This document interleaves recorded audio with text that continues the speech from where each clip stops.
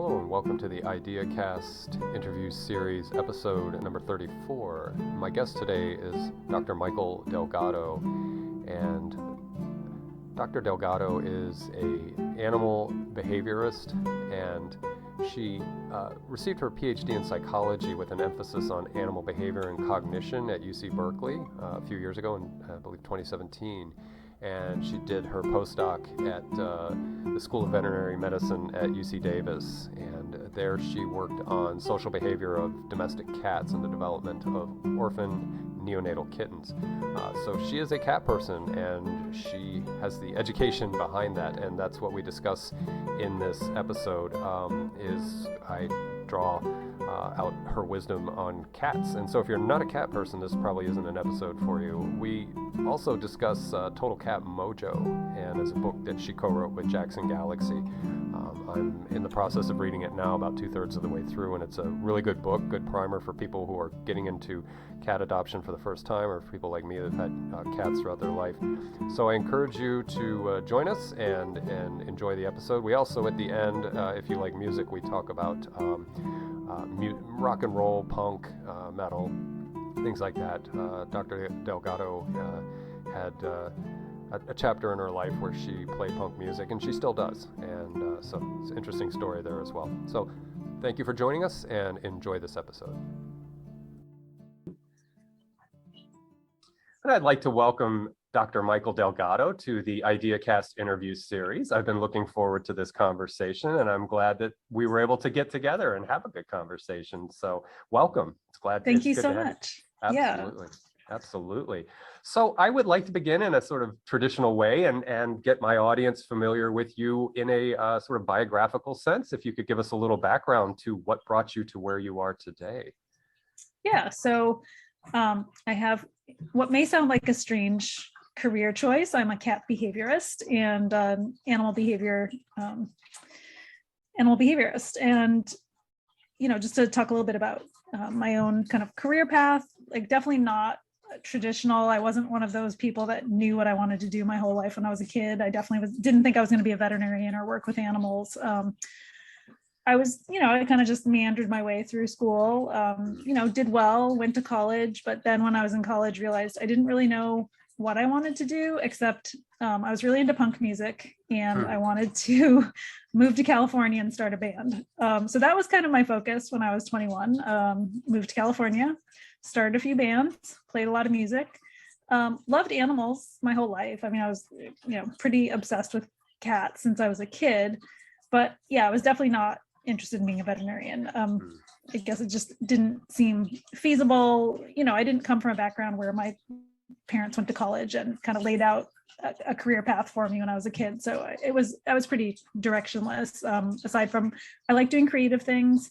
I liked working in cooperative spaces. So that was, really part of my formative years, I guess. And punk definitely kind of instills that ethic in you, where it's more of a community-based and DIY kind of ethic.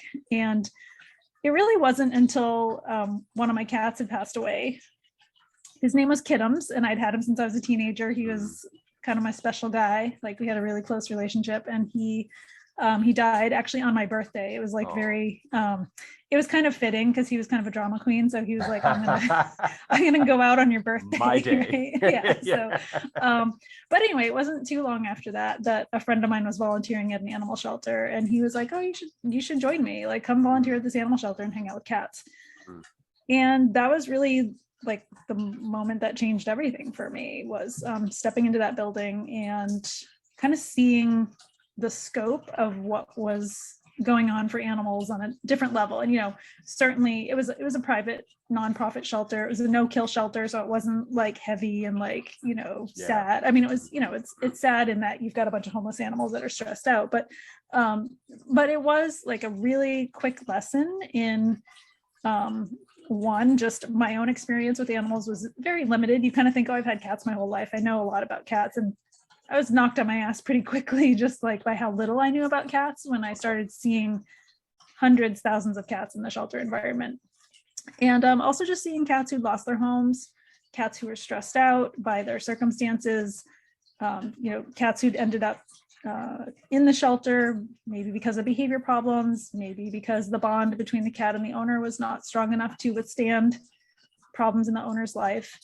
And it really just opened my eyes to, first of all, just the possibility that you could have a job working with animals. So at the time I was a volunteer, but I volunteered there so much that they basically offered me a job after I'd been volunteering there for a little over a year.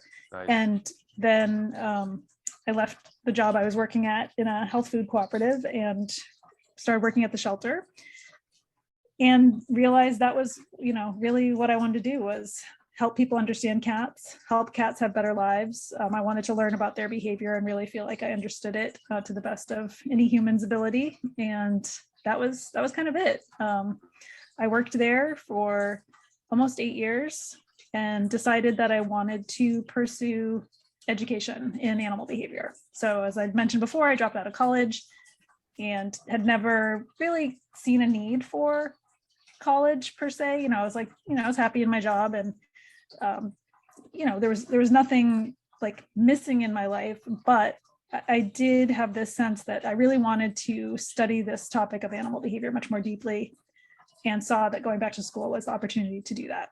So went back to undergrad, got a degree in psychology and statistics, realized I wanted to go to grad school, and that's like a whole other, level of commitment, just figuring out like how to navigate getting a PhD or how to get into a grad program and that sort of thing. But I was lucky in that I found a great program, a great mentor, got to do really fun research, getting a PhD studying animal behavior and cognition. And all the while I was also doing cat behavior consulting kind of as a side gig. So I started a business with a friend, and that really entails meeting with people at the time in their homes or virtually, and they come to me because they have a cat behavior problem.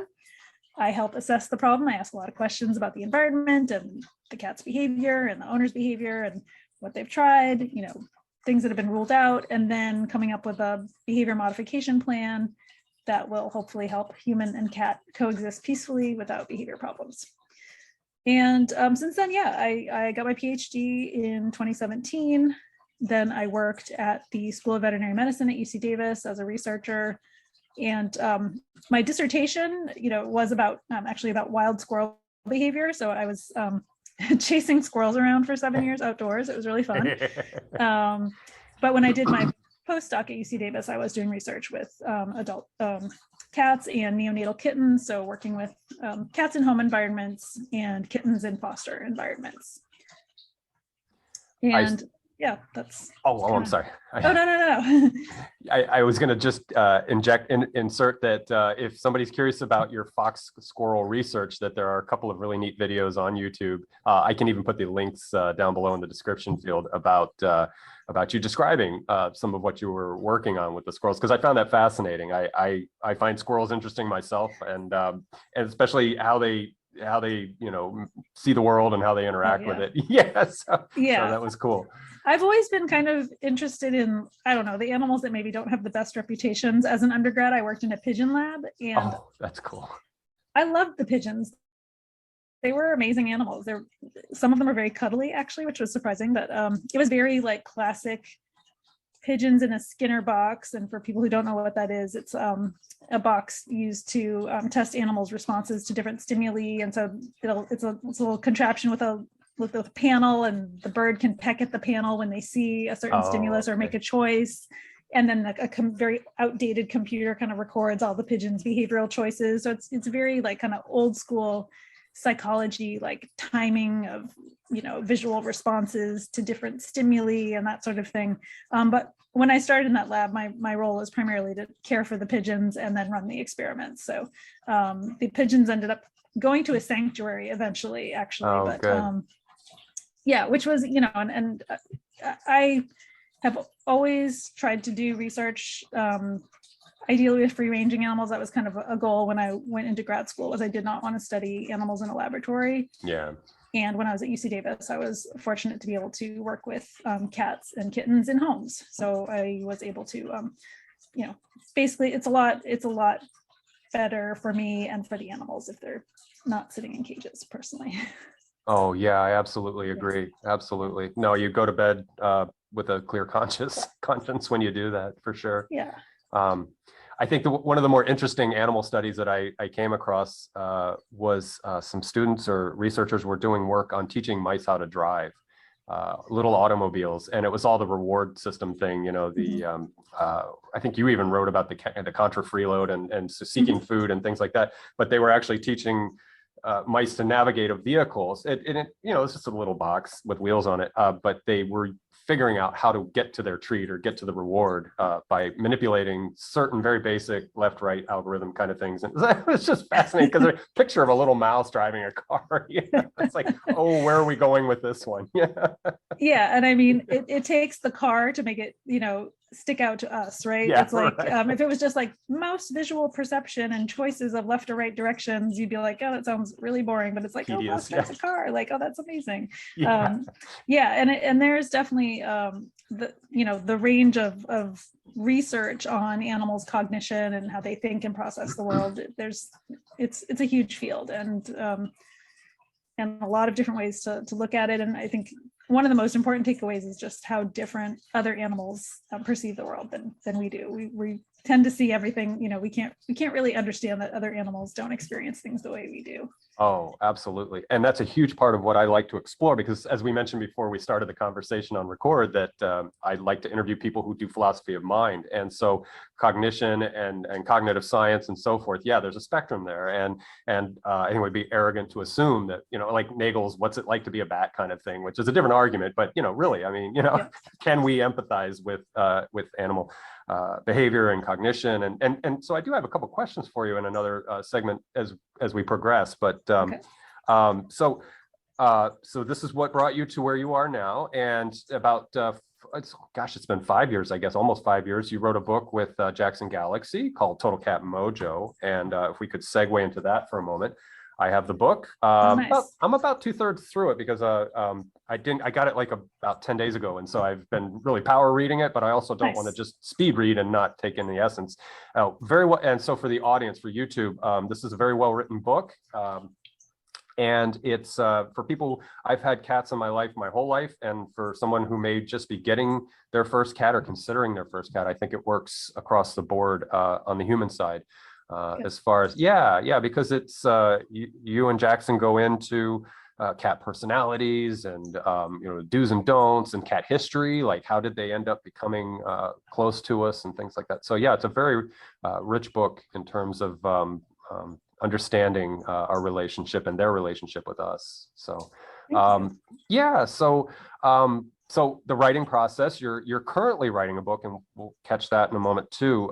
So the writing process for you, was that natural? It feel, like just a good transition from what you know and the wealth of knowledge you have to get that out with a partner to get that on paper? How was that process for you? Yeah. So Jackson and I have known each other for quite some time, and he called me up one day and he's like, I have kind of a crazy proposition for you. And, he knew I was busy. I was in grad school. So I had my business. So it wasn't like I wasn't busy, but he was like, I really need to write this book where he wanted to kind of create, like, dump his cat brain into the world. And he'd previously written, an autobiography, and he'd done a couple of books on enriching cats' environments, really about building your home so that it's cat friendly and creates a good environment for your cat. And he was finding, and as we all do, that work in this field. So when you work with cat owners, you answer the same questions over and over again. You see the same problems over and over again. And everybody's always like, oh, have you ever seen a problem like this? And I'm like, yeah, a million times. So, it's like litter box avoidance, cats fighting, cats biting, cats keeping their owners up at night. And so, I think for him, he was motivated to get that information, like a guide for people to hopefully reduce the need for seeking help, right? And he also recognized that was a huge project. He couldn't do it alone. And he wanted to make sure that there was a scientific basis for the advice that was in the book. So he kind of brought me on as the scientifier. That was kind of his name for my position. Sorcerer of science. Yeah. And so, I think, one thing I'll say is, as a co-author, the goal was really, it is to produce the book in Jackson's voice. And, for him, it was part of, he has a television show and, a whole line of products and, it's an enterprise. And, but he's also, always worked hard to make sure that Cat's best interests are being met. And for him too, he's probably more so than I am. He's much more kind of thinking about the cat human relationship, kind of parenting style or whatever. It's like it is really about that attachment, and all of that works for me. And so I was excited to kind of take on a project where I wasn't solely responsible for all of the writing, but was heavily involved in the content, from the advice in the book and some of the anecdotes, and I summarized a lot of scientific studies, and then kind of making sure that it fit into his his brand or whatever. So it was a very collaborative process. It involved a lot of traveling because he was traveling a lot, working on his TV show. So I would fly to New York, fly to LA, we'd get together, work on the book, we'd work separately. We brought in Bobby Rock, who edited a lot of the book, and he's actually a heavy metal drummer. Is that the same Bob Rock that produced Metallic albums, or is that a different one? No. Okay. But he's a drummer. That would be amazing. But he's an amazing drummer. Okay. And he's actually touring with Lita Ford right now. That's his kind of his current drumming gig. Yeah. So Lita Ford. That's yeah. Goes deep, right? Yeah. So I got to hang out with him a lot. So it was really like kind of turned into this like team project. We busted it out pretty quickly. We were a little bit behind schedule, but we did finally, get it out on time. And so it was great to kind of experience the whole process of like seeing a book from kind of inception. We put together the outline and, what is this book going to look like, to actually writing it, and then kind of figuring out like, what's most important, because you end up having to cut stuff inevitably. There's just, I think anytime you're teaching or coaching or working with people, is you kind of want to tell them everything and one, it's just too much. It becomes overwhelming. And also, there's a lot of constraints when you're publishing a book. Like they make you have a word limit. Oh, really? Wow. And they cut you off because it costs money to print those pages. Oh, that's right? true. Yeah. And, people don't want to pay $50 for a book. Yeah. But anyway, it was a really great experience for me. It did really help me when it came to writing my own book proposal and kind of thinking about what I wanted to do. And so I felt comfortable kind of with the whole process, and that I could do it because I had done it. And of course, when we were working on Total Cat Mojo, I was also finishing my dissertation. So I kind of wrote 2 books in one, like 6-month period. So that was, it was pretty intense, but great. It was a great experience. I enjoy writing. I enjoy trying to translate information for people in a way that takes something complex and scientific and putting it into words they can understand, making it fun, making it funny. That's kind of my approach to writing, is to try to really think from a science communication perspective without losing accuracy, right? It's always a trade-off.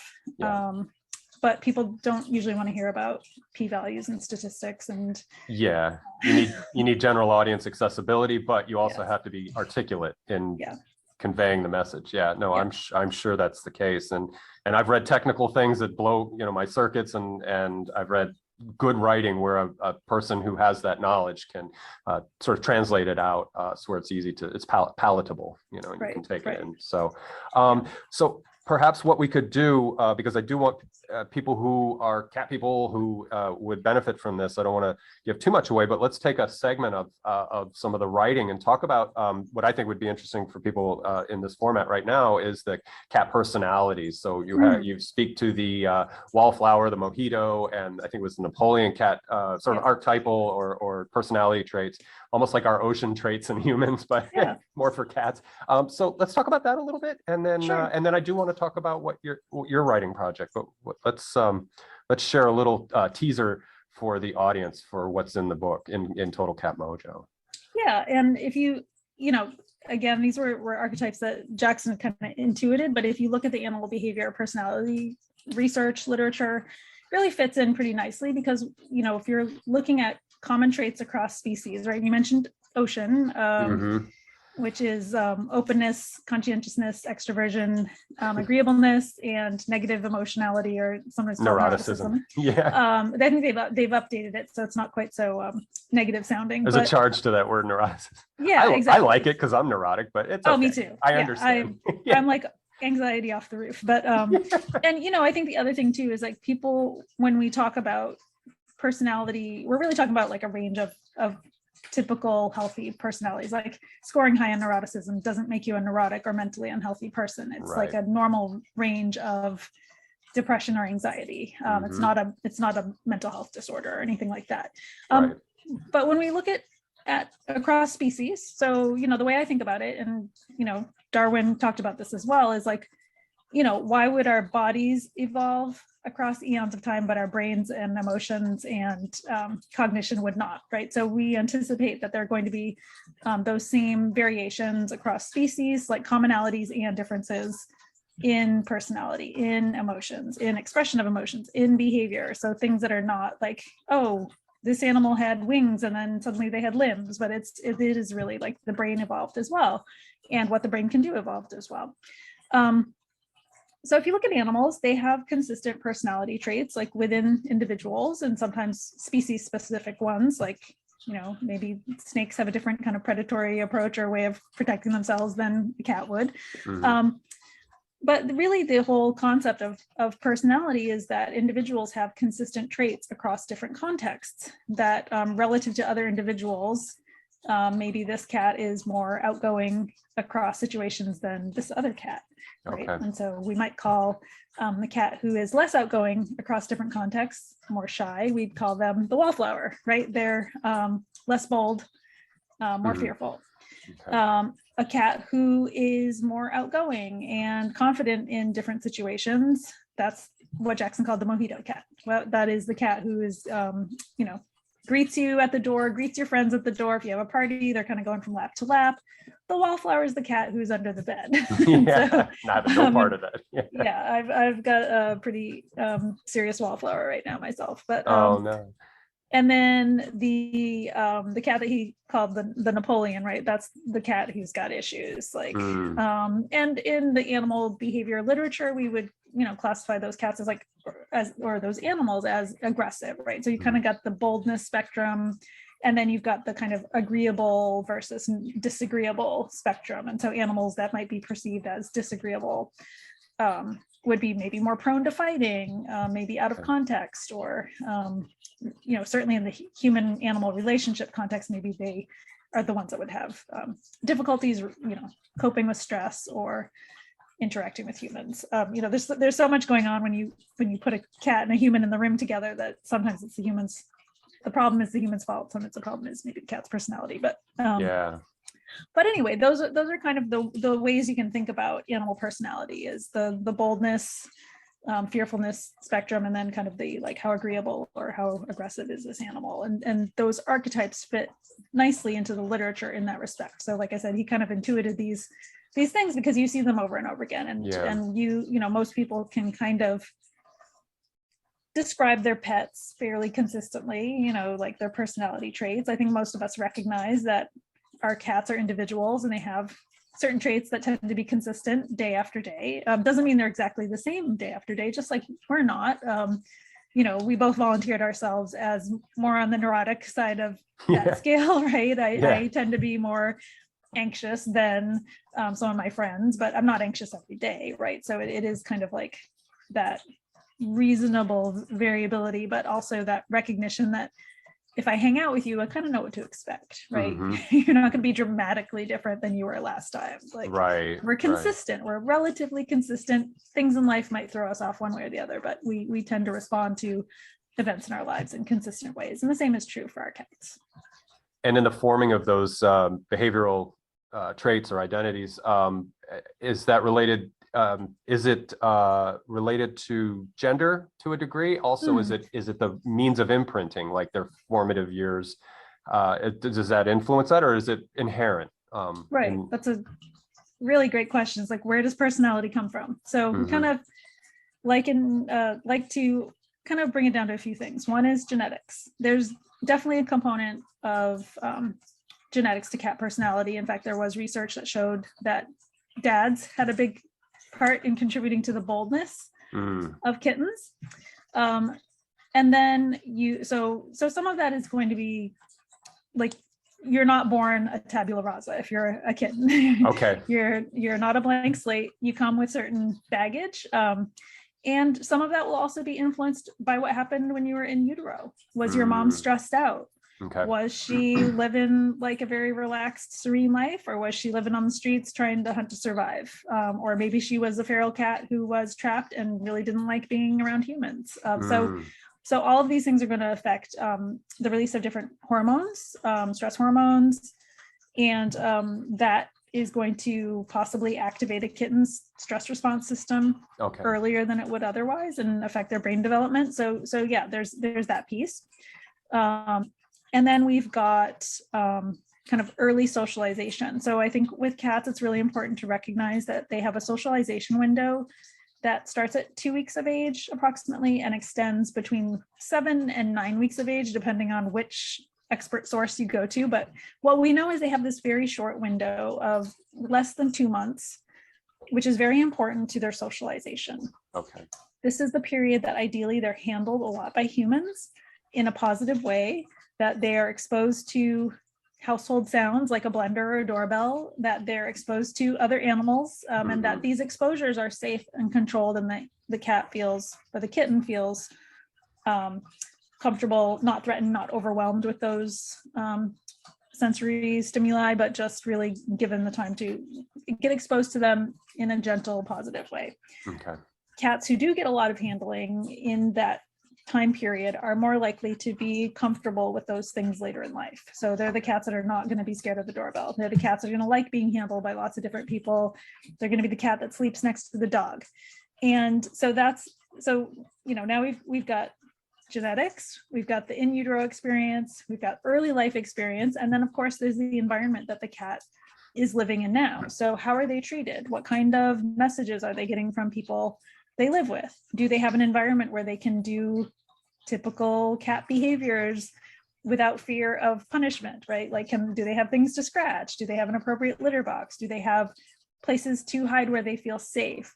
Do they like everyone in the household, or do they fight with the other cat? So all of these things are going to influence the cat you see in front of you. And I've known people who had, say, a cat who lived with other cats, was very unhappy, very grumpy. You would probably describe that cat as unfriendly. And then when that cat, maybe one of the other cats in the house, passed away, their arch enemy, like suddenly they're the sweetest cat in the world. Right.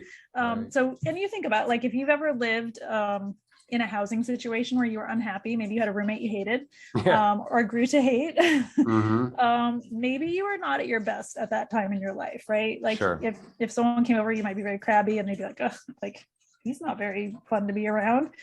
So you always want to think about, like, the current context that the animal's living in, and also just, like, what's the history they have with people? Like, have they had good experiences, or have they experienced a lot of squirt bottles and yelling?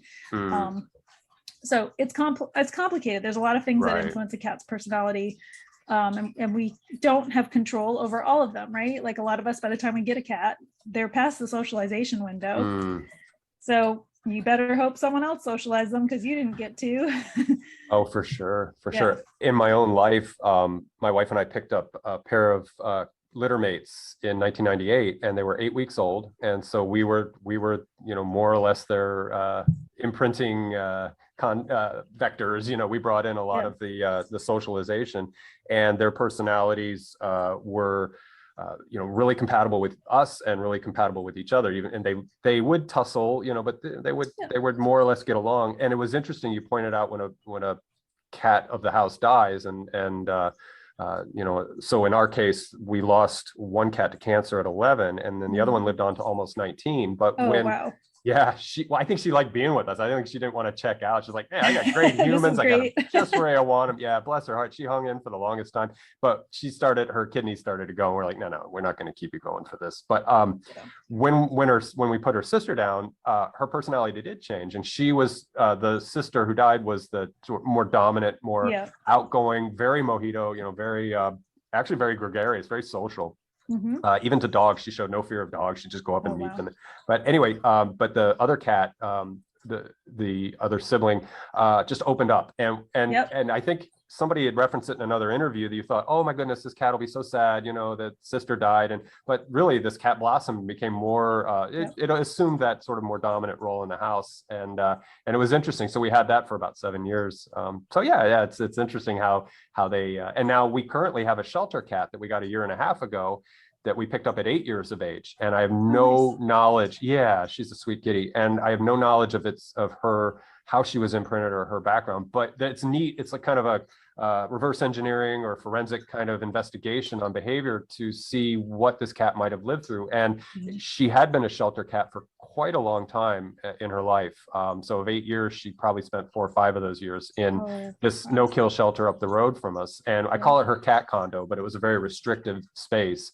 And so, but she's still very social, very mojito, very open, and but she's also a Manx cat too. And I've read that Manx are pretty independent cats, and pretty almost dog-like in a sense. But anyway, it's so to bring it to a close, it's all very interesting to compare what we've been exposed to, my partner and I, as far as cat parenting.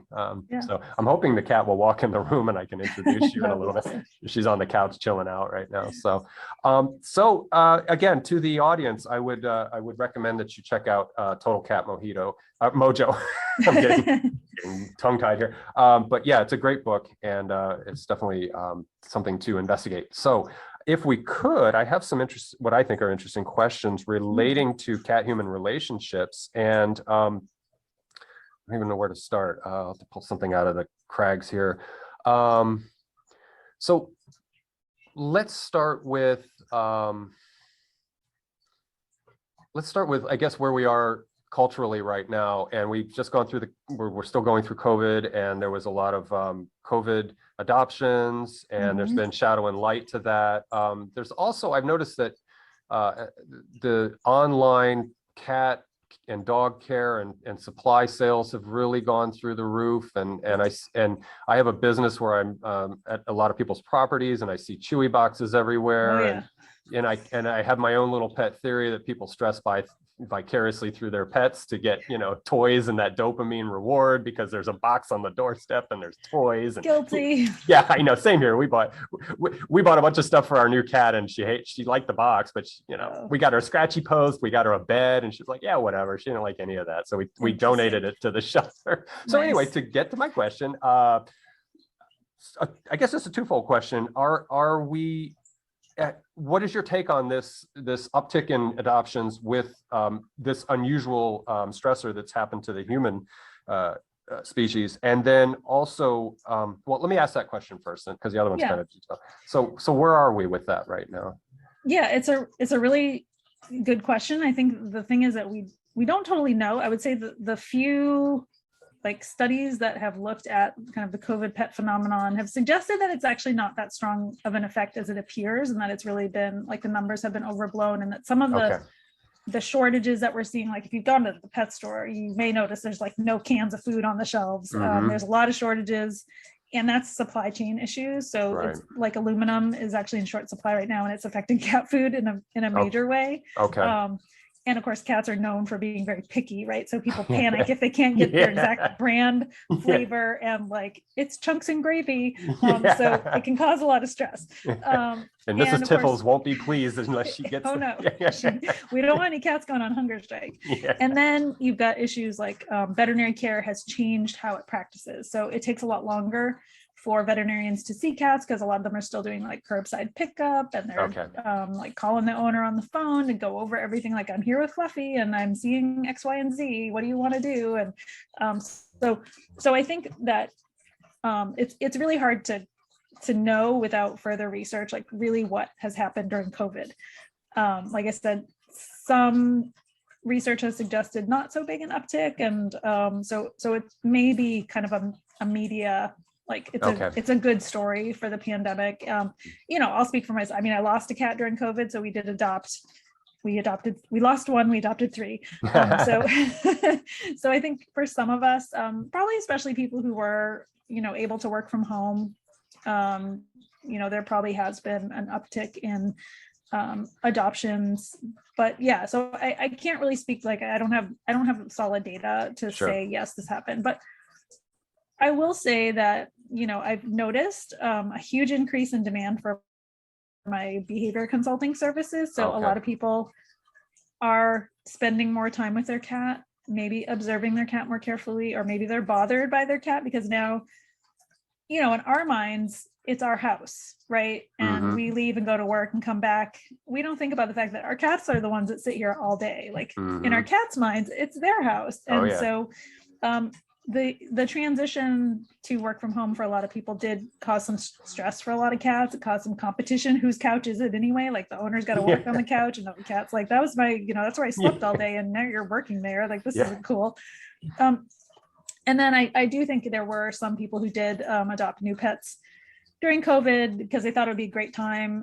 Like maybe they already had a cat, but since I'm home all the time, I'll get another one. I can introduce them, and it didn't go well. And so I did see like a pretty huge, and I was surprised because I thought, certainly, I mean, now it's like the pandemic's been going on so long, like it almost seems ridiculous to kind of think about the start of it when I was like, oh, this is not going to be good for the economy. And that, that's usually not good for, kind of specialty businesses where you're offering like what might be seen as a non-essential service, right? Like people, feel like, oh, paying for a cat therapist, it's kind of how it gets characterized. But the opposite was true. And I was doing a lot of consultations, and I actually had to kind of cut down because I was like, people were just stressed out in general. I think people were feeling a lot of stress in their lives, and it was making it hard for them to kind of think straight about their cats and their relationship with their cat. And, when you're trying to help someone solve a behavior problem with their cat, I think when they call me, they think I'm going to wave a magic wand or do something that's going to make their cat suddenly be fixed. Magic bullet. And it's really so much. And if you're, reading the book that Jackson and I wrote, you can see that a lot of the onus is really on the owner to provide the cat with a suitable environment, which a lot of people do not do, to provide the cat with a routine and exercise and mental stimulation to prevent problems. And solving behavior problems can be challenging for sure. It's not an overnight solution in most cases. So anyway, I did see that impact, which was just people were feeling really stressed out about their pets. They love their pets. When they are having behavior problems with them, it can be very stressful because they are thinking maybe I'm going to have to get rid of my cat, or they're thinking like I can't, my cat is going to cause me to lose my security deposit because they're going to ruin the floor because they're peeing on it every day. So there's all kinds of like emotions that can be going on in people's minds. And you add to that a pandemic, social isolation from other humans. Maybe people are, precarious job situations or feeling like they're in danger every day just going to work. Then you've got kind of a pressure cooker situation. Yeah. So I think that, if you look at the research on the benefits of pet ownership, people really like, pet companies really like to sell that pets are good for our mental health. But when you look at the research, usually people who have pets have better mental health than people who don't, or they have a higher socioeconomic status than people who don't have pets. And so you've got a lot of confounds there. And the evidence that pets are like, quote unquote, good for us is definitely kind of a feel good story that gets overblown. And I'm not saying that pets are bad for us. I mean, I love my cats and I can't imagine not having pets, but I do think that it's not all like unicorns and rainbows necessarily. And it's a complex relationship that's fraught with a lot of difficulties and, possible, I know you touched on this earlier, like ethical quandaries. So it can be very challenging for sure. Yeah, I could see it almost paralleling or correlating with domestic partnerships that we engage in, that if they're dysfunctional, if people are bringing stuff into the relationship that might not be healthy for a relation. Yeah, so it's perhaps not as sophisticated and it's asymmetrical in a sense, but still there nonetheless, that whatever the cat's providing in the way of negative affect or stimulation or whatever, that can I can see that being bad for someone. So caveat to first-time pet adopters. Just make sure you're good with your space and how and again, that's why your book is to me is really important, and a lot of the your website and information available online from other folks as well, to just again, like anything in life, do your research, be informed, know what's going on, because again, the kitty that we picked up a year and a half ago there was a learning curve there. And I thought rainbows and unicorns and pixie dust, and it's been a purely positive experience. But part of me was like, oh, I have a different cat now. I have because I had to romanticize the old cats that we had, years ago. And so, but it was all positive because I'm flexible and I like challenges and I like to learn and adapt. And so it was not a negative experience at all. And what's interesting is our cat has a chronic sinus allergy. So she makes a snurfling sound. And I think it's one of the reasons she wasn't adoptable is because she did have a medical condition. And so that was a learning curve too. But that's where you learn sort of unconditional acceptance kind of thing. Like, absolutely. Cat has an issue, but I'm not going to hold it again. I have issues, so cat shouldn't hold it. The way I like to frame it is, our pets are not responsible for our emotional well-being, but we are responsible for theirs. We made a choice to bring them into our lives. They just were kind of like, okay, I'm in this house now. And so I do see that sometimes people do expect, and it is nice to get validation from your cats and the physical signs of love, but there's no contract that your cat signs when you adopt them saying, yes, I will purr for you, or I will sit on your lap for 8 hours a day, or I will let you sleep all night. They are cats. They are kind of unwilling participants in this relationship. And so our goal should be to kind of convince them that it's okay. And then also we have to accept that they may not be like our last cat. I mean, I'm struggling with this myself, just in full disclosure, because when we lost our cat in 2020, her name was Clarabelle. She was 16 and a half, and she was the love of my life, the most amazing cat. I just could, she was my BFF. And we adopted, and so she passed away, and a few months later, we adopted 3 sisters. They could not be more different from her. I mean, and it's funny because we wanted to get a litter and keep a family together, but so there's lots of pros of adopting, related cats. You don't have to introduce them, and usually related cats end up staying friends through their life. So you're kind of guaranteed that you've got friends that will keep each other company. The cons are that they often have some of the same behavioral quirks. So they're very similar, and they were a little under socialized. So they're, and they're kittens. So they're just very different from Clarabelle was. And so it was kind of hard at first to be not a little offended. You don't want, because Clarabelle just loved to be held all the time. And these guys are no, I mean, they'll come sit on our lap for a couple minutes, but they're doing their own thing, and they've got their, little kitten lives. But I did, I know firsthand how it can be a struggle when, you had a very special cat, to not compare your new cat to your last cat. And, I just have to accept, that I made a choice to bring them into my life. So I'm responsible for their happiness, even if they don't want to sit on my lap all the time, or they, living up to that high bar that was set. Yeah. So, and it's not their fault I have a high bar. Why am I expecting, I just have to be realistic and care for them and make them happy. So now my goal is really just, how can I make these cats as happy as possible? And whereas, I think sometimes it's well, how can I get validation from these cats that, I'm a good cat person, or, because if I'm a good cat person, cats should just gravitate towards me and like me. No, that's not how it works. So you have to kind of be a little zen about it, which is not my strong suit, but it's been a good learning experience for me. I think anytime I struggle, it gives me more empathy for what the people I'm, working with go through. And also just gives me perspective and I like to question myself and why do I feel this way? And what makes me think this? So it's good to have a little challenge.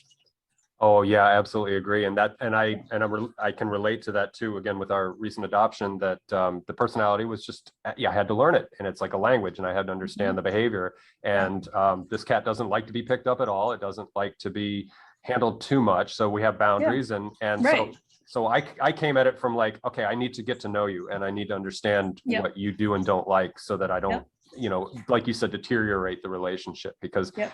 She's been through a lot. I call it stir, she's been in stir for a long time. She's somewhat institutionalized, but she's still got a really great personality. And once you understand, and she's, very human oriented. So when we have guests over or whatever, no inhibition whatsoever. So, Nice. There's strong attributes, but at the same time, I just have to learn where the boundaries are. And you have to accept her as an individual. Yeah. Right. My boundaries don't matter. So, yeah. And I get that. I get that. So, and the other thing is for folks that maybe haven't had cats is that they're, cat food commercials portray cats a certain way. And then dogs are like, we've bred them for thousands of years to be people pleasers and love us and look sweet and all that kind of stuff. And so we didn't, and I think you've covered that too. It's not necessarily how we developed our cultural long-term deep time relationship with cats. It was a very utilitarian relationship up until the late 19th century. And so we're just at that nascent stage of getting to be really committed socially to cats. And as you've mentioned too, I think in other interviews perhaps, or in the writing, that cats still pretty much select mates. And so we're not really changing their genetics around like we have with dogs. I mean, we have done so much to dogs. It's amazing. So much. Yeah, it's very different. Yeah. And of course, people tend to compare cats to either humans or dogs. So we're not very good at just accepting cats for being cats. Yeah, exactly. So moving along the sort of the theme of ethics, and going back to big mail order chains and things like that, are there people doing work on pet ownership, and we can broaden it out to all pets, and low carbon footprint and that sort of branch of ethical, responsible ownership? Are there people working on that where we can see, food is food, and so if we're going to commit to having domestic animals, we have to, I think, probably bite that bullet. But are there?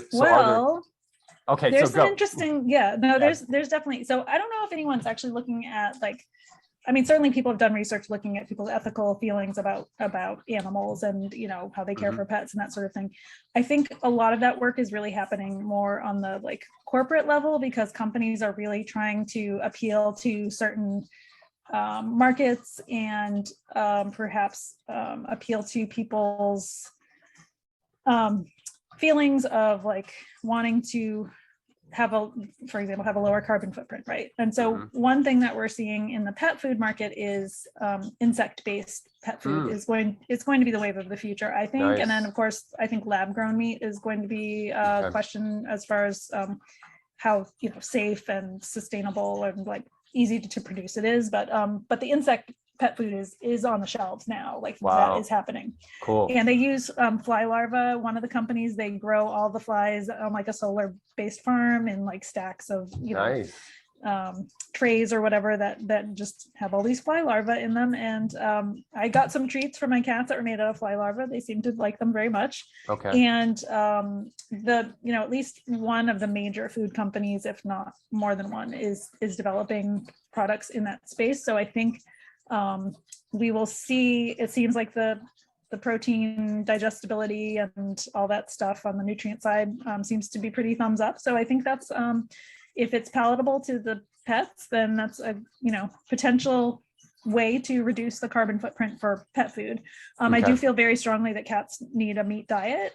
We should not be forcing cats to be vegetarian or vegan. And I say that as someone who's been vegetarian since 1988. So I've been vegetarian a really long time.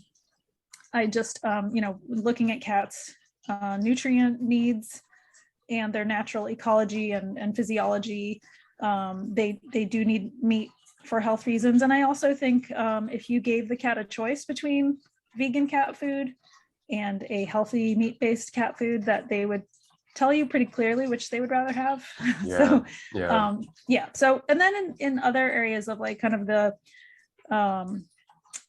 the carbon emissions or other ecological impacts of pet keeping, I mean, I have a lot of mixed feelings about it, because a lot of companies are kind of, again, trying to reach that specific audience, but they're but these are products that they're shipping to your door, and I feel like humans have kind of gotten ourselves into a real mess that is hard to get out of, as far as how things are produced and packaged and delivered.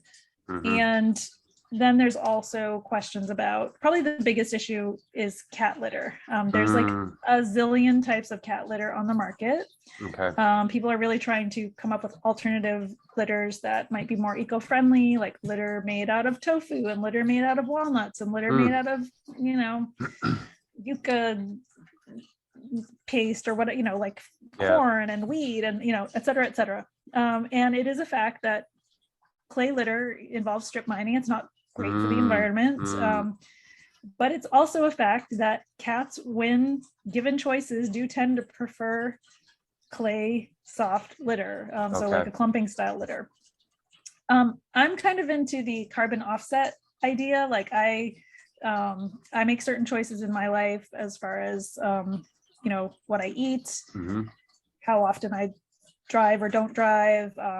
We got solar panels installed in our house. Nice. We have a drought tolerant yard. We got rid of our grass, and so to me, it kind of like, I'm trying to just balance out the fact that I like use clay litter because that's what cats tend to prefer. And so I guess to me, I try to look at my life a little more holistically and not just focus on like one aspect of my life. And I struggle with this a lot too, because I think it's pretty clear that we put a lot of onus on the individual and not on corporations to do things that are ecologically responsible.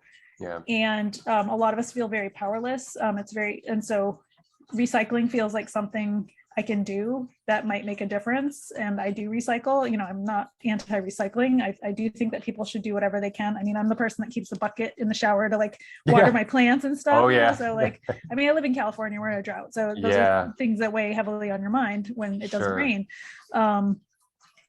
But I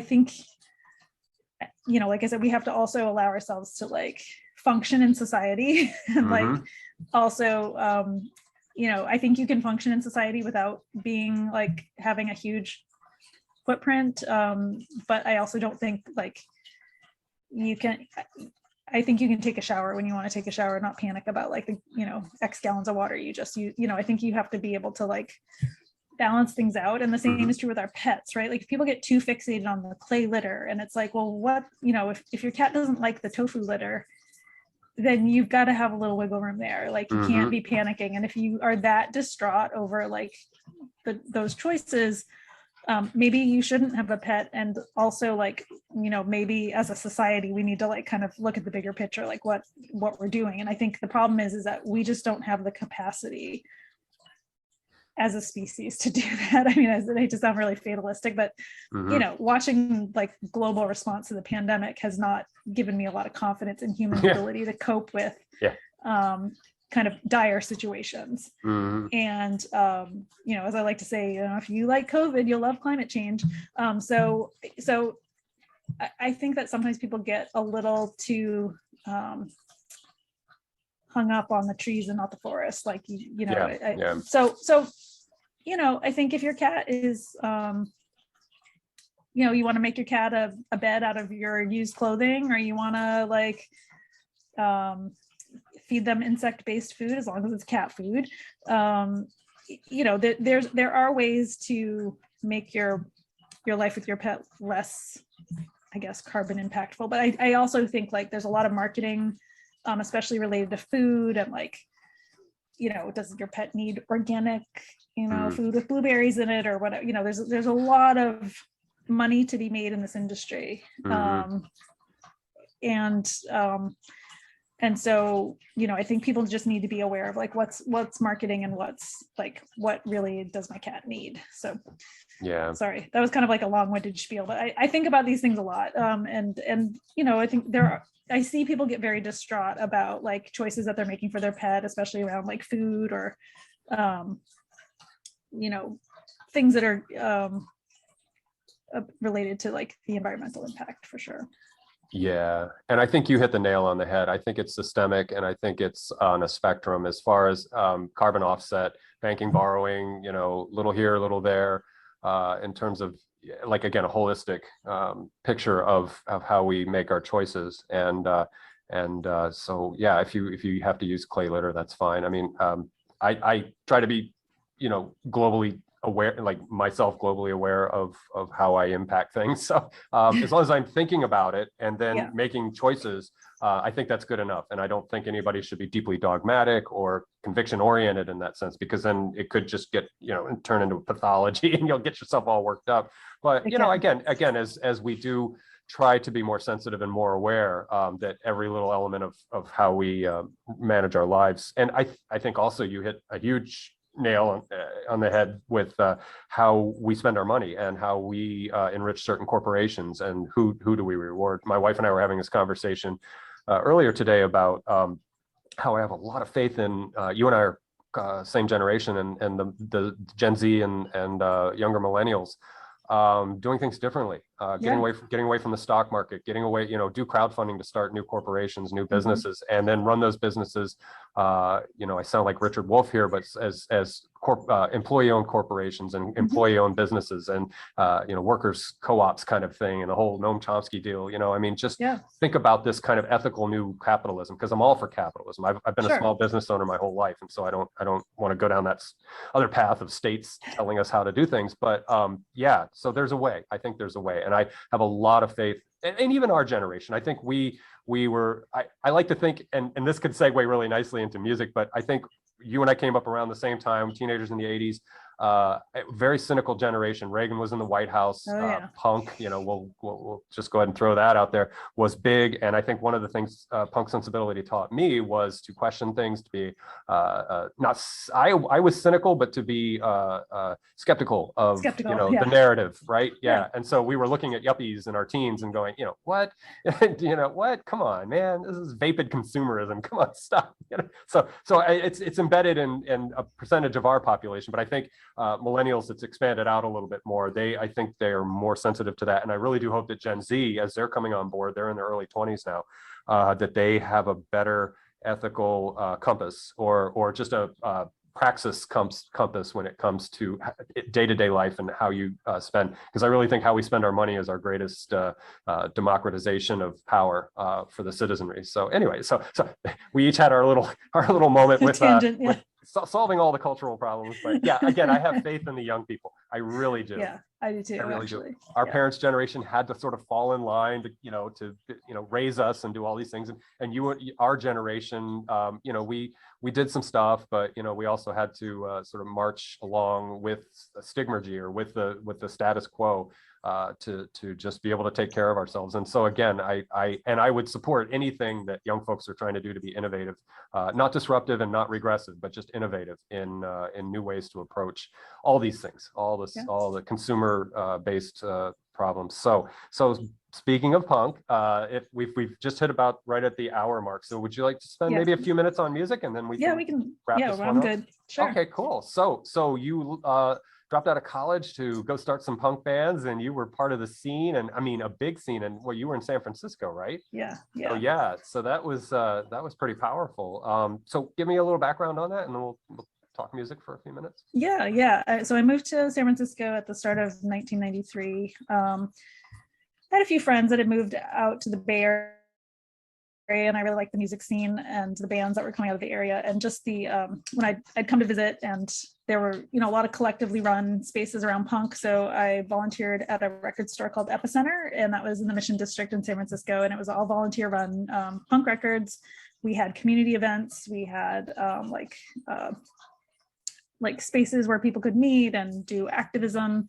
And we put on shows, and we had a mail order place where people could order records and zines at basically at cost. I mean, we had overhead, but the margins were very tight. And then I also worked at a magazine called Maximum Rock and Roll, which was kind of the punk magazine for many decades. Yeah. And again, that was like a volunteer run space, and it was really about the sense of community. And I'm not gonna like pretend that there weren't problems within that community. I think certainly nowadays we can look back and see a lot of problems around sexism and racism, and certainly Riot Grrrl was a big part of my coming of age in the punk scene and that sort of thing. But so I don't want to pretend there weren't problems. But I like to say punk ruined me. It definitely changed my outlook for life. There's just certain ethos I have, like, you know, concepts about politics and how people interact and treat one another, and really, like, I think the more kind of a dismantling of a hierarchy was pretty important to me. And I worked in a health food collective for many years in San Francisco called Rainbow Grocery, and it was completely democratic, like no managers. It was all I mean, we did do majority votes, just because we had 200 or so workers, so you can't really you can't get a unanimous vote on everything on that kind of structure, but it really did kind of tie into just you know, this whole scene that I was really into. I mean, I love the music too. I love fast and loud music, and always have, and it was really easy to play. So, you know, when I said I wanted to move to California and start a band, I think people think like, oh, you do that because you're like a pro musician. No, I had actually never picked up a guitar. I just knew I wanted to be in a band because it seemed really cool. And if you like punk music, you know, a lot of the music is not like, I mean, there's amazing musicians in the punk scene, but there's also a lot of people that are kind of just barely holding it together, and sometimes you can write a good song even if you can't play that well. And so for me, it really was, so I was working at that record store Epicenter, and I basically convinced 3 other people that worked there that we should start a band, like, let's just start a band. And so we did, and you know, it was really fun. You get better by being in a band, so eventually I think I became a somewhat proficient bass player, and you know, noodled with other instruments and recorded several albums, and got to travel around the country in a van and sleep on people's floors and play shows in their backyards, and nice. So it was a really great experience. I have zero regrets about spending my 20s like driving around the country, broke as can be, no cell phones, you know, this is pre-cell phone, so it was like you got an atlas and you're trying to figure out where you are, and you've got to get to the club by 7 p.m. and you can't call them if you're late, so you got to just get there on time. And you know, you're selling t-shirts that you hand screened, and trying to get enough gas money to get to the next show. So it was it was a really great way to meet lots of people, and build really fun connections, and just see a different side of the country. And you know, I don't know, I definitely was not interested, like I said before, I didn't really have like a career plan when I was young, so it was really, the plan was to just try to survive and until I figured it out, which is kind of what I did, right? So it was like, had a lot of fun, you know, worked in really interesting spaces, met a lot of interesting people, got to think about a lot of interesting ideas and make art and music, and then everything kind of worked out, and I became a grown-up and went to school, and you know, now I'm doing other stuff and writing a book and helping people with their cats. So it's it all worked out all right. I'd say so, yeah. And you know, that life you led was an education. I mean, I was listening to you and I'm like, wow, how Buddhist, you know, how you're there in the present. You're not, you know, you're not planning, you're not slaving yourself out to an agenda for, you know, the next 30 years, and it's all, you're living by your wits, you know, so you're building resilience.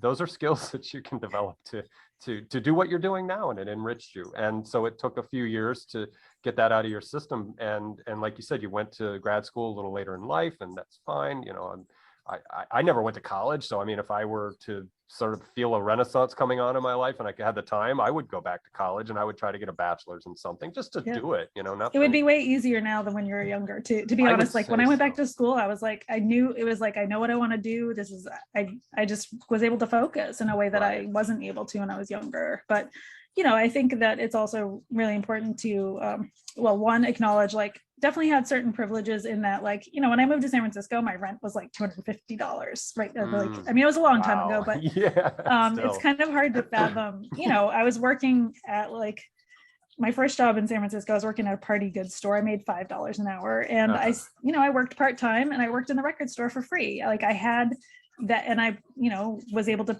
pay rent on a rehearsal space. So there was a certain amount of freedom for our generation, I think, in that we were not kind of saddled with the kind of rent and debt that young people are now. So I think it's really important to, like, think about that, and like how different it was to be able to, like, have that freedom at that time. I definitely like appreciate that opportunity that I had to live cheaply. Not that I was living a high life or anything. I mean, I was living in a cockroach infested apartment in San Francisco, but it was, it worked out.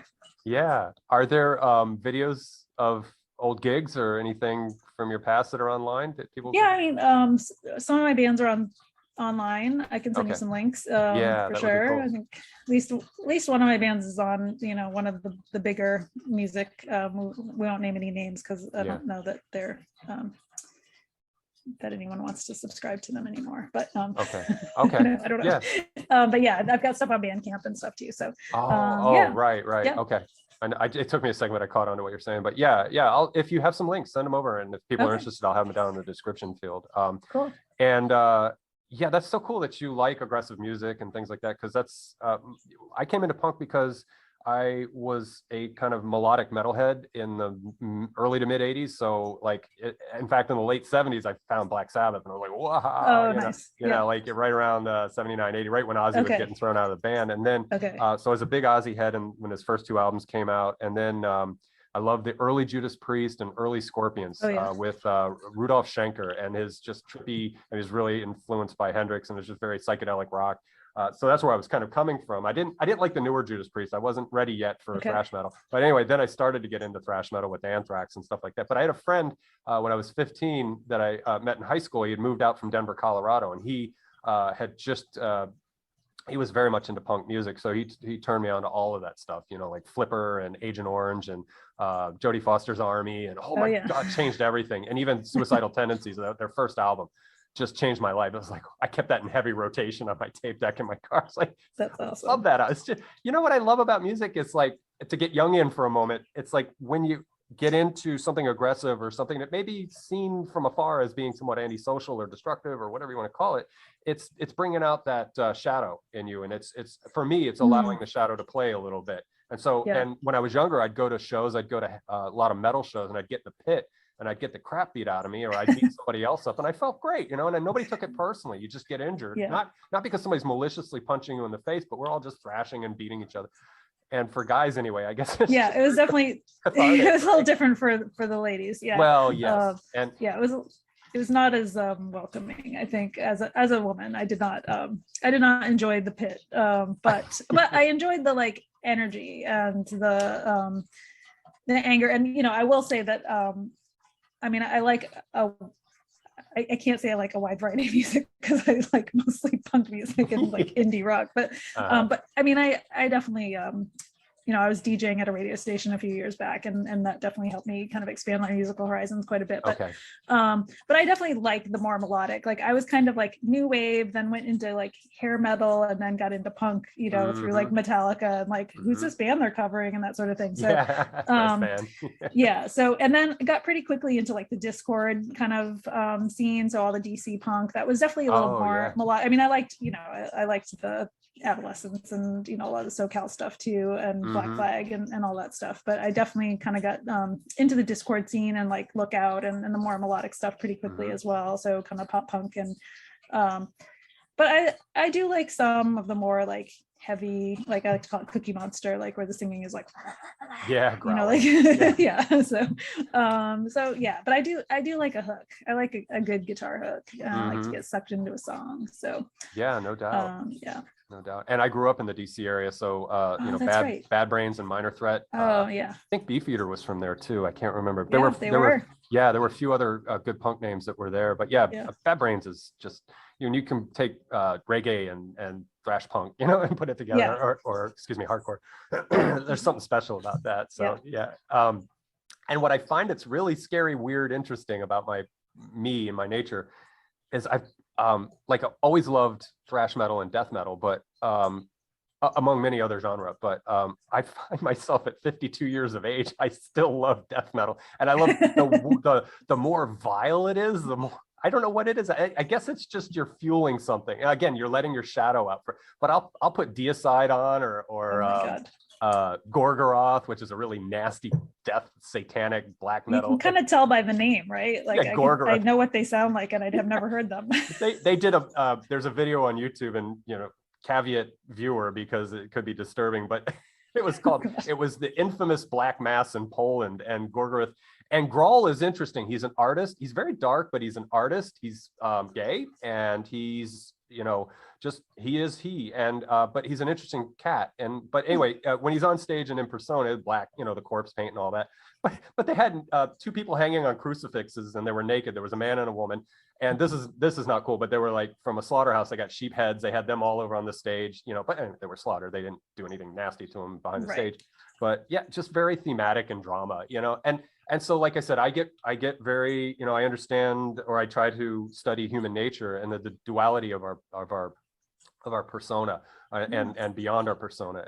I think you know, repressing that can have even more negative consequences if you can't let it out. So it's weird that at my age I still gravitate, but then at the same time I'm turning into a middle-aged old fogey where I love Steve Roach and ambient soundscapes.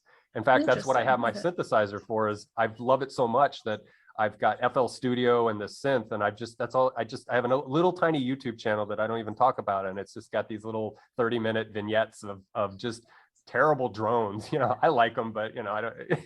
So, not for everybody, but not for everybody. But yeah, it's me experimenting, and I'll probably erase a bunch, and then when I feel like I have something better, I'll turn those out. But yeah, I think expressing either as a participant listening or as somebody creating. Music is just so powerful for people, for humans. Yeah. And I think it's very primal. So it's very interesting when I meet someone that's not into music. I always like, what is that like? Wow. Yeah. That's like, I've definitely met people that kind of can take or leave it. You know, they're like, oh yeah, it's okay. But like, not like, to me, it is an integral part of my life, and I seek it out. I seek out new music. You know, that feeling when you find a record that you're like, this record's amazing. I just want to listen to it. I'm the kind of person that listens to the same, I'll even listen to the same song over and over again if I love it. Okay.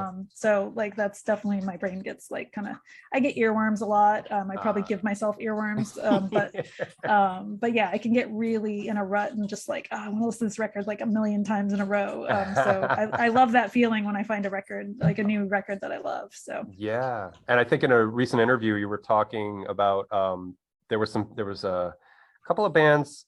There was a Canadian band, his name escapes me. I know you said Amel and the Sniffers. Oh, Amel and the Sniffers. They're neat. I like her. That's pretty charismatic. Amazing. Yeah, pretty charismatic. I found two girls and a guy band called Destroy Boys, and they're kind of not too aggro punk, but just sort of punky, not pop punk, but just a good melodic punk. I can pass them on to you. Cool. And who else? Oh, King Gizzard and the Lizard Wizard. I love them. They're just they're great. They have this kind of cadence that you can just really get into, and they'll get metal for a little while, or they'll just get, you know, poppy. So they're good. Yeah, there's so much. You know, that's the one thing MySpace was good for, I think, back in the day. There was so many bands there. I mean, I just found thousands of new bands to just, you know, relish in, and so yeah.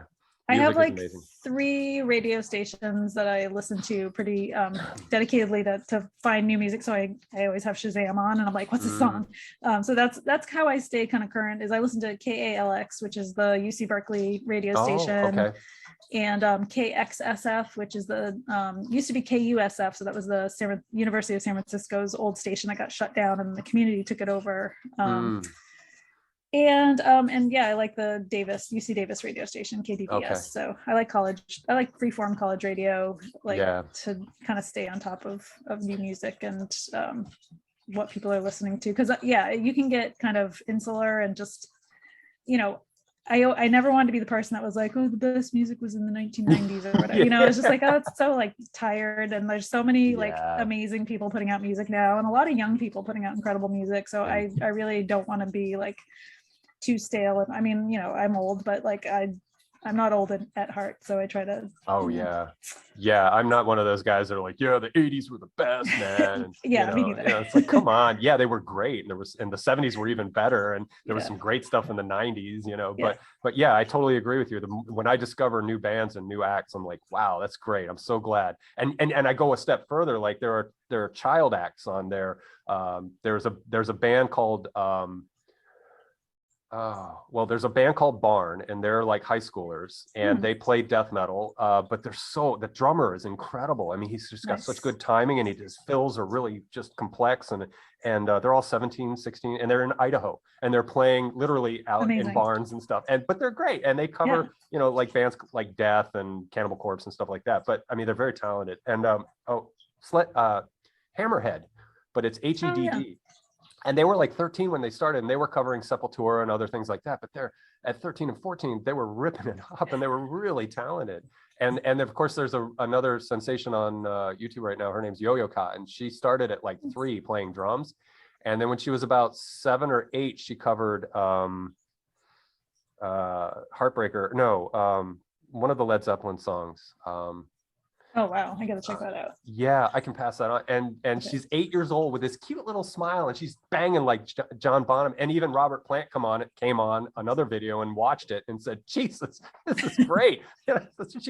She's 7 years old or whatever.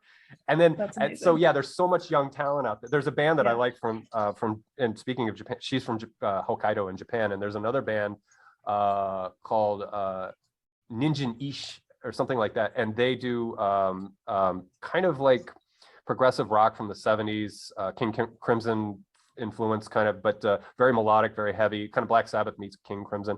And I watched a video of a 4-year-old kid who was playing, they did this song last year, and it's all very Buddhist themed songs too. And he's like 4 years old, and he learned the riff within 3 or 4 days of Ninjin Ish. It's Isu, but it's East pronounced, I guess.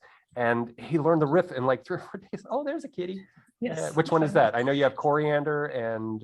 This is Professor Scribbles. Professor Scribbles, okay. Yes. So I'm always mining for that on YouTube, just looking at, and there's School of Rock too is another great one where they cover Tool and, these kids doing some incredible work. So I'm always influenced by, and there's an Episcopal school in Massachusetts, and they have their little like school talent, and there's kids playing Boston and things like that.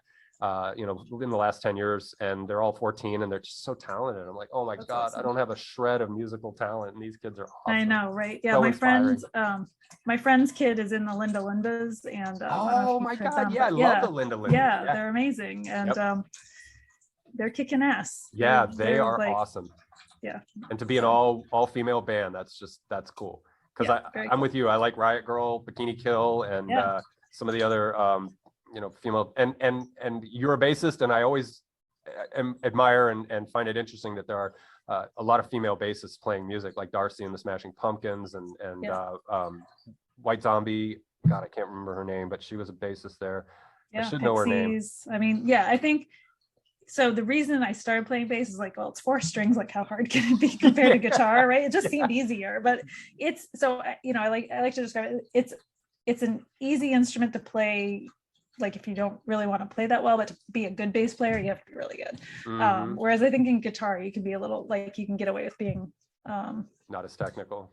Yeah, but and I think I got better by playing with musicians who are better than I am. So that's like my advice is play with people who are much better than you are. And you'll have to keep up. Practice a lot and think or get swim. Better. Yeah, exactly. So that's my recommendation. Oh, good. Well, it's been an amazing conversation, and we've covered a lot of terrain, and I really appreciate being able to get together with you and have a conversation. And for those of you on YouTube who are still with us, I thank you guys for staying with us in this conversation. Hopefully you like cats and music. If you didn't, you left the first 3 minutes. I'm going to actually put a caveat in the introduction. Like, if you're not a cat person and you don't like music, this is probably not your video. So, but I do really, Dr. Delgado, I really appreciate having had the opportunity to speak with you and learn a little bit about cats, and I'm going to continue to learn. But one last thing that I'd like to do before we part ways is you are in the process of writing a book called Play with Your Cat. Let's cover that for just a minute, and then we'll wrap it up. So that's coming out next year. So I'm almost done writing the first draft, and I'm kind of tweaking it a little bit, and then I'll have to it's a process, let's just put it that way. But it'll come out sometime next year on Tarcher Peregrine, which is a Random House imprint, and really it's about playing with your cat, so as the title might imply, but it's going to be really a deep dive into play behavior, so looking at play in animals, like why do we play? Why do animals play? How do we know it's play? And then really getting specific about cats, because, for cats, play behavior is really, it's predatory behavior, just directed at toys instead of prey. And so a lot of kind of hopefully digestible scientific information about predatory behavior in cats, and then how we can apply that knowledge to how we play with them, because I do feel very strongly that cats benefit from play in their lives. It benefits our relationship with them. It's an outlet for natural behavior, and it has, obvious like physical and mental health benefits. And so I'm really like hoping it's like a manifesto. Like I want everybody to go get a cat dancer and start playing with their cats on a regular basis, and hopefully seeing like new ways to bond with them and new ways to bring out play behavior in their cats, because I do hear from a lot of people like, oh, my cat doesn't really like to play. And so when I hear that, I'm always like, well, step aside, give me the cat toy, and I will show you what to do. So I'm trying to do that in this book, which is to show you how to have fun with your cat and how to get them to play, even if they seem like the laziest cat on the planet who doesn't like toys. I'm going to convince you that there's a way to play with your cat. Nice. Nice. So, and yeah, hopefully it'll be delightfully illustrated and be I hope it'll be fun to read. I hope it'll be as fun to read as it is to write, because it's really like, to me, it is the piece of the puzzle that's missing for a lot of cats in their lives, is that they're sitting on the couch, they don't have anything to do all day, and then they are making trouble by like knocking things off people's shelves and waking them up at 3 a.m. and doing cat things. And so so I really do see it as like one of the most important things we can do to make our cats' lives better. Yeah. I've held myself in starting and again, almost 2/3 of the way through Total Cat Mojo. I've really been thinking about myself and holding myself accountable for more enrichment and more play. When we picked up our cat, I built shelves on the wall and I did things for her. But yeah, as far as just the engagement and the time spent, my wife's better at it than I am. But yeah, we're rethinking that and saying, well, how can we make it even better for her? So yeah, I'm looking forward to the book. In fact, open invitation when it comes out, I'll read it and bring you back and we'll talk about that book. That'd be awesome. Yeah, I'm looking forward to it because again, I do want to hold myself accountable, because we may end up with another cat, or we actually we have a customer whose health is on the fence right now, and she says, if I pass, I'm giving you my cats, and she's going to give us a little slush fund to keep them going for their life, but we may end up with 2 more cats. So, which I may actually hire you as a consultant, because I'm like, oh my God, how do I do it slowly and how do I do it right? And I've listened to your being a guest on other podcasts, and I've picked up some information. So and Jackson's, the book I wrote with Jackson, we definitely talk about introducing cats, and you can see like when you see how much of the book is dedicated to it, you're like, whoa, this is like not easy. It's a little scary. So it can be a process for sure, but I'd love to come back and talk. I mean, like I said, play is it's a very interesting topic, and I think even just the process of writing the book has made me think about my own life and like the concept of play and creativity and what it means for me as a human, and like how I want to spend my life and my time. So I think we could have another interesting philosophical discussion on that topic too. Absolutely, because the work that I'm doing is one of the considerations is not just a work-life balance, but how childlike can we be in our play? I mean, we play baseball, we play sports, but that just like you said, it's a throwback to predation. This is a throwback to tribal conflict and tribal territorial, just when we were more primatey than we are now. And so we're still manifesting that, I think, or just conflict in general. So what does positive play look like for humans and constructive play, and how do adults let their guard down and play like we did when we were kids? Because I still remember being 5 and just not a care in the world and running around, and sure, that was very therapeutic back then. So so let's definitely look at that, and I would definitely look forward to that. So and so I'll say goodbye to you after we stop the record, but to the YouTube audience, thank you guys so very much for sticking to the end with us. Always gratitude. I get about 10% retention at the end, so this gets 200 views to the 20 of you who are still here. Thank you so much. Yay, thank you. And again, all relevant information to find Mikel will be down below, and you can find her work, her website, and access to the book. So take care, everyone. Thank you so much. And Dr. Delgado, thank you again. And like I said, I'll say goodbye to you after we stop recording. Thank you. All right. Bye-bye, everyone.